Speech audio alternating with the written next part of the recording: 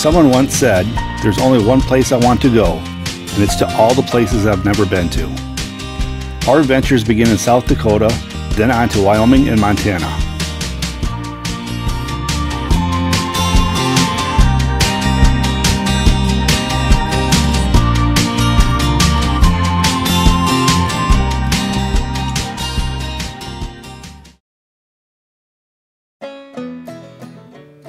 After traveling more than 800 miles overnight, we were ready to stretch our legs when we arrived at our first destination, the Corn Palace in Mitchell, South Dakota.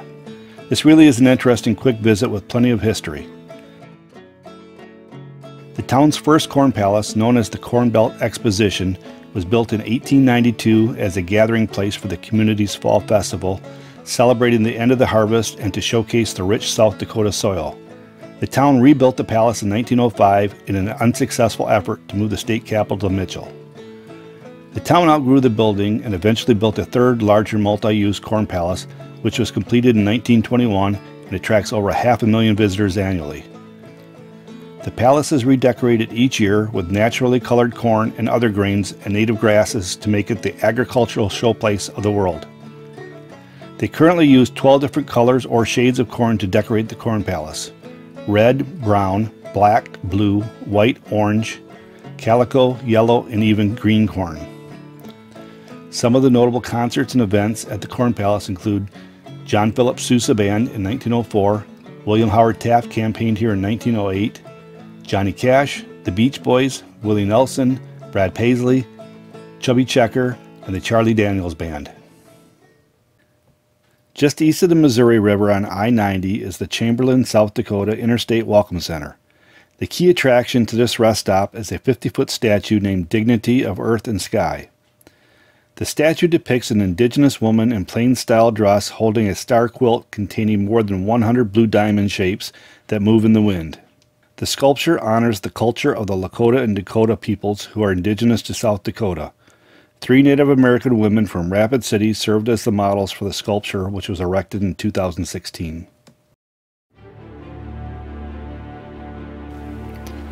Minuteman 1B missile launch sites were installed in several locations throughout the central and upper United States beginning in the early 1960s. Their purpose was to deter Russia, located 5,100 miles away, from launching a nuclear strike against the United States.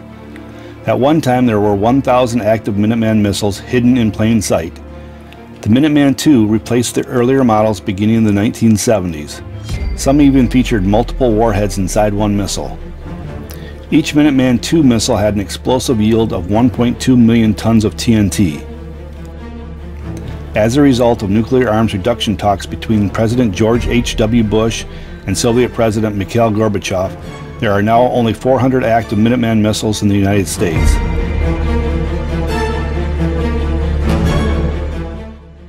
The Minuteman was unique in that 1,000 missiles were going to be deployed underground, constantly on alert. The reason they were positioned in the middle of no place, where there were no urban areas, there was no critical infrastructure, was because they were a target. So if it's the target, then you have a target where there are not a lot of people around. The Delta 9 site was deactivated and serves as a public display, offering a rare opportunity to view a nuclear missile that was on constant alert throughout the Cold War.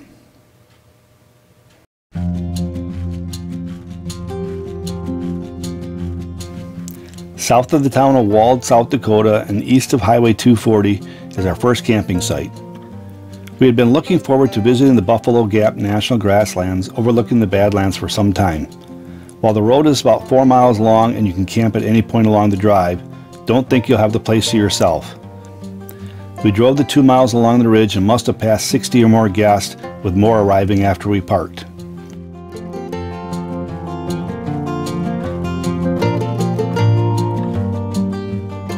We enjoyed the cool breeze and the great views of the Badlands on our peninsula site, backed up to the valley filled with various geological formations.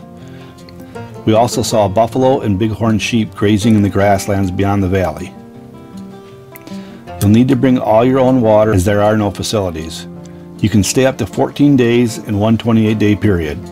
If you've never been, a visit to the Badlands National Park is a must.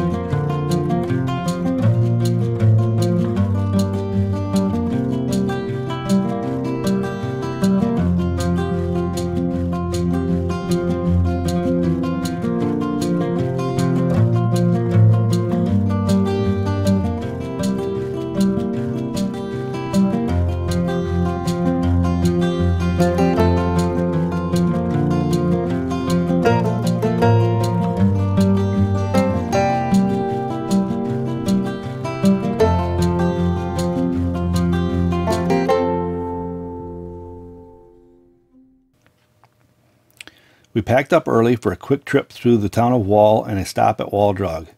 Then we headed to Custer State Park, hoping to see some of this famous park before the crowds arrive for the Labor Day weekend. This park has something for everyone, with 71,000 acres for hiking, camping, fishing, swimming, and just relaxing. Their Welcome Center offers a nice large-screen film with the park sights, narrated by Kevin Costner. Northern Plains tribes who shared this land of green grass and blue skies with Tatanka, the buffalo. An enduring symbol of the Old West. For countless generations, Tatanka stood for abundance, strength, and power. The state of South Dakota did a great job preserving this land, which would have been worthy of national park status, in our opinion.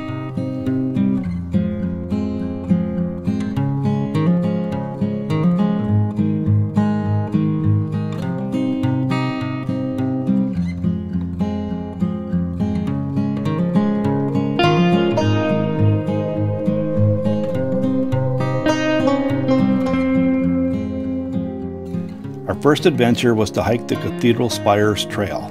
This 1.6-mile out and back trail was beautiful. There is a slight rock scramble on the first half of the trail, but most is easy hiking up gentle incline. A weather front was moving in with clouds settling over the spires and the temperature dropping. We decided to continue on, and we're glad we did, as the clouds passed quickly and opened back up to blue skies as we reached the top. On our way, we saw a group of mountain goats grazing along the mountainside.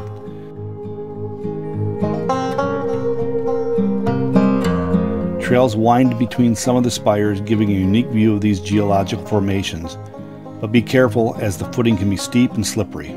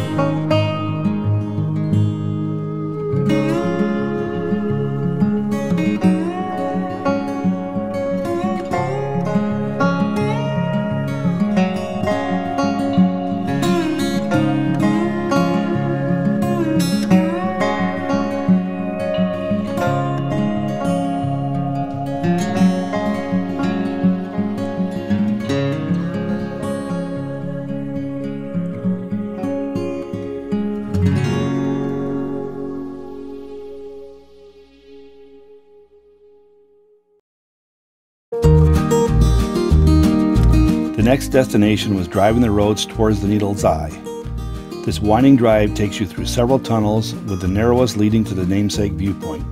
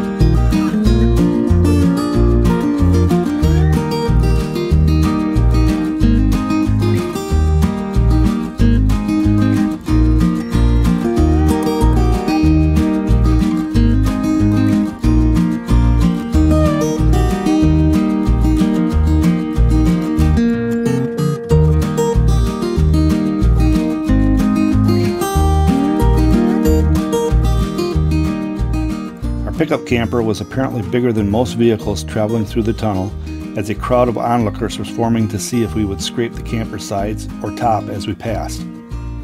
To their disappointment, we made it through with no damage, having pre-measured our vehicle based on the stated dimensions of the tunnel. One onlooker was kind enough to send the picture of us passing through. Once through the tunnel, don't forget to pull off and take pictures of the Needle's Eye. We visited in the afternoon just as the sun was shining through the eye.